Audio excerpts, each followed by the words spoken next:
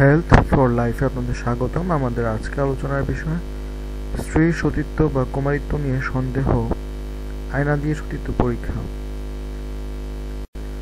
নারীর সতীচ্ছেদ কি আসলে একটা সতীত্বই বহন করে? না, কারণ কুমারীর সতীচ্ছেদ বিভিন্ন কারণে ছিঁড়ে যেতে পারে, তারপরেও বোঝা যায় মেয়েটি কুমারী কিনা। তবে একজন চিকিৎসকই সঠিকভাবে বলতে পারেন যে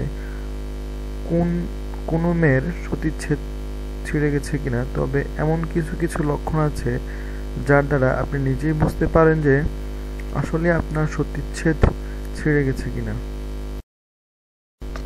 যেমন ১. আপনার সতীচ্ছেদ পরীক্ষা করার জন্য একটি আয়না নিন। এবার ২ পা ফাঁক করে আঙ্গুলের সাহায্যে ভঙ্গাকুর ২ দিকে সরিয়ে ধরুন। যদি ছোট রিং আকারের একটি পর্দা দেখতে পান তবে বুঝবেন আপনার সতীচ্ছেদ ঠিক আছে। ২. সতীচ্ছেদ ছিঁড়ে গেলে ব্যথা হয়, রক্তপাত হয়, যার মাধ্যমে আপনি জানতে পারবেন যে কবে আপনার সতীচ্ছেদ কেটেছিল। ৩.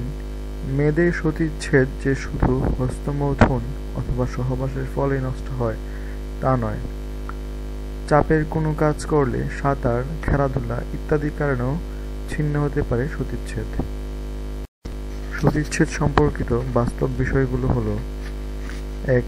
প্রত্যেক ১,০০০ মেয়ে বাচ্চার মধ্যে কমপক্ষে একজন ভূমিষ্ঠ হয় সতীচ্ছেদ ছাড়াই। ২. ১০০ জনের ভেতর ৪০ জন নারীর প্রথমবার মিলনে রক্তপাত হয় না। ৩. সাঁতার, খেলাধুলা বা অন্য কোনো কারণে সতীচ্ছেদ নষ্ট হতে পারে। ৪.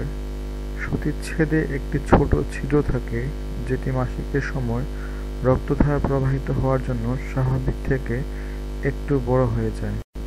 ৫. যদি ট্যাম্পন ব্যবহার করা হয়ে থাকে তবে সতীচ্ছেদ ছিঁড়ে যেতে পারে। ৬. সতীচ্ছেদ ছিঁড়লেই যে রক্তক্ষরণ হবে এমন বাধ্যবাধকতা নেই, রক্তক্ষরণ ছাড়াই সতীচ্ছেদ ছিঁড়ে যেতে পারে।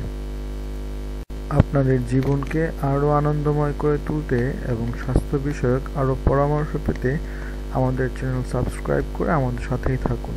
ধন্যবাদ।